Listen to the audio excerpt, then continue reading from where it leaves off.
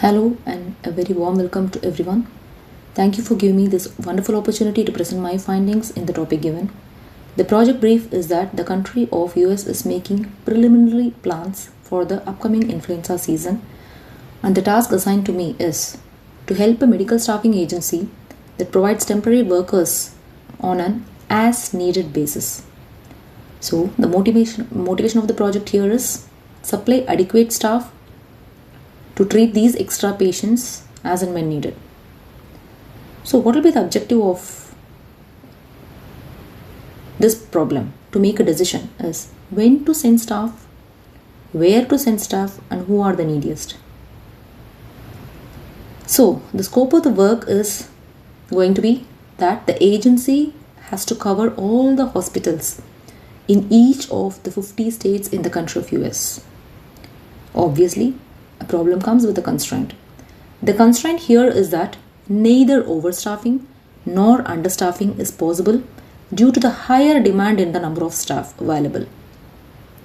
So, in order to achieve this, we are supplied with two critical data sets from very trustable source, none other than the government of US. So, the first data set deals with the population of the entire country with the categorizations of male and female, and the other one gives out the count of influenza deaths caused all over the country based on individual states. So both of these data sets carry information from the year 2009 till the year 2017.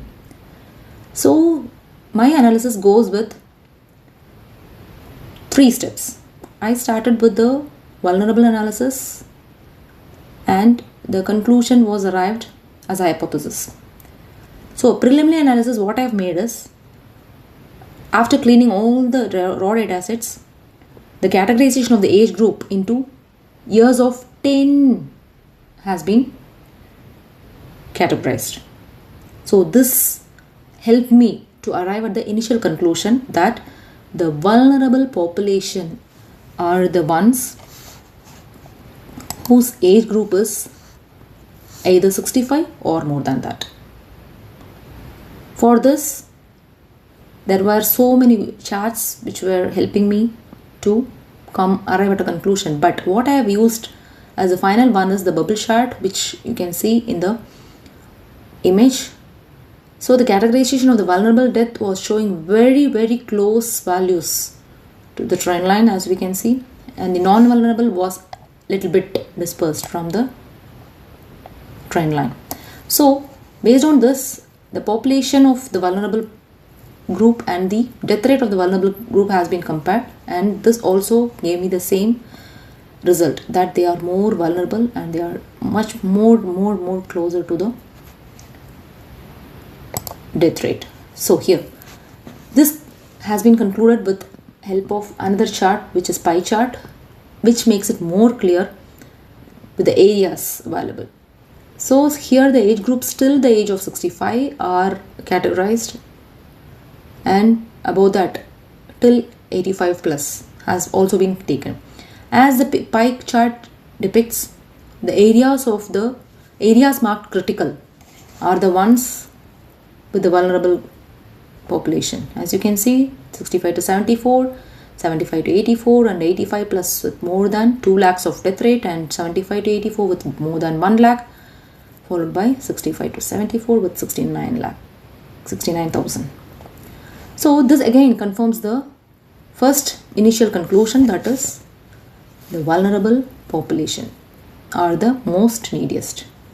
And then comes the next question, the further analysis, which is where to send the staff. For this, a geographical map was considered with all the states being highlighted, and the finding was that the states with the highest vulnerability was also found out.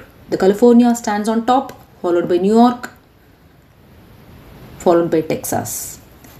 As this text explains you very clearly, the California with more than 57,000 deaths to its more than 4.4 lakhs population, New York with 44,000 to its 2.7 lakh population, and Texas with 30,000 with its 2.6 lakh population, followed by Florida, which can be easily known from the map.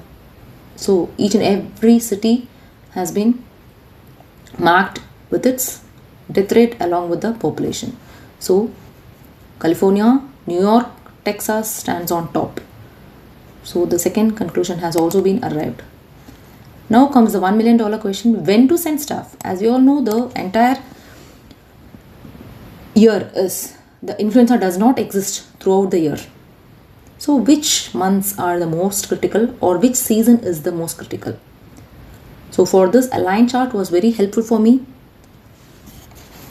And for this, in order to arrive at this conclusion, what I did was I just arrived at the further categorization of this year to months.